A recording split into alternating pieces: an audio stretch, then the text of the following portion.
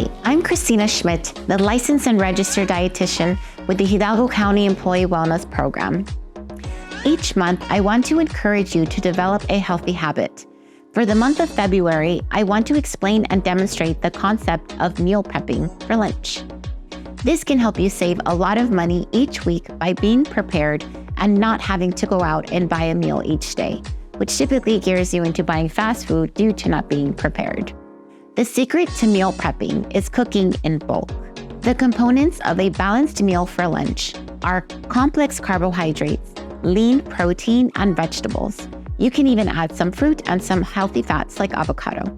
So, what are some things that you can implement to become a meal prep master? Create a shopping list.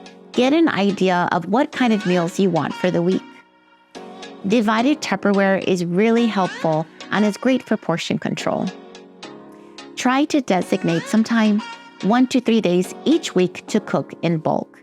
Maybe when the kiddos are doing homework or preoccupied with other activities.